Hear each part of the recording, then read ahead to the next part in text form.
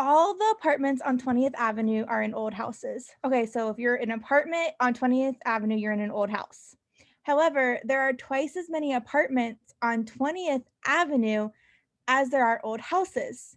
Okay, so we're saying that there's like, so if there's there 4 apartments, then there's 2 houses, right? At least. Mm-hmm. Therefore, most old houses on 20th Avenue contain more than one apartment. Okay, so our conclusion is this last sentence. Mohib, what flaw did you predict here? Or like, you don't have to name an actual flaw, but what gap do you see here?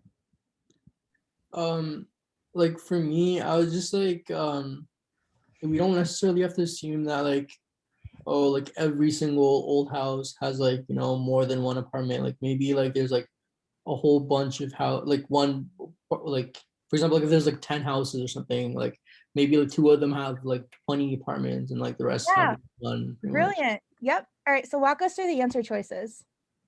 So A says overlooks the possibility that some of the buildings in on 20th Avenue are not old houses. That didn't really like seem intriguing to me. It's Um, irrelevant, right? Just because yeah, some of the buildings are not old houses, cool. We're not talking about those that aren't old houses. yeah. Okay. And draws a conclusion that simply restates one of the premises offered in support of the conclusion. That's like a circular reasoning, Yep. right? We don't So, do circular reasoning. yeah.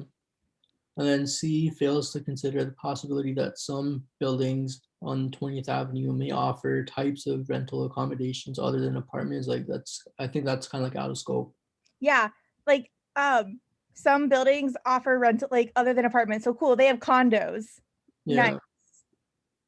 Yeah. And then D confuses a condition whose presence would be sufficient to ensure the truth of the argument's conclusion with condition whose presence is required in order to for the conclusion to be true. So that's like sufficient necessary switch, which I don't really Yes. see here. And So it's, so we would have to confuse a condition whose presence would be sufficient to ensure the truth of the argument with a condition that is needed. Like, I don't even know what condition that would be. yeah, there's like no conditional reasoning here, right? Yeah, and there's no statement that like I thought like maybe our conclusion would be sufficient, but like that's also like irrelevant. So yeah, not D. And then E. So E says fails to address the possibility that a significant number of old houses on 20th Avenue contain 3 or more apartments, which is like what we said. Um, I think people get thrown off when it actually gives us a number of 3 or more. Mm-hmm. And they're like, how do we know it's 3 or more?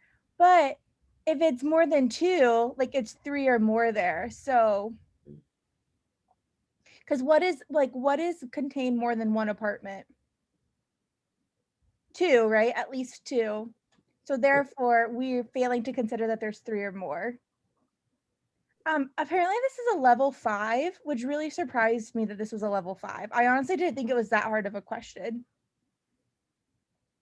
Which one? Yeah, like going through it, like as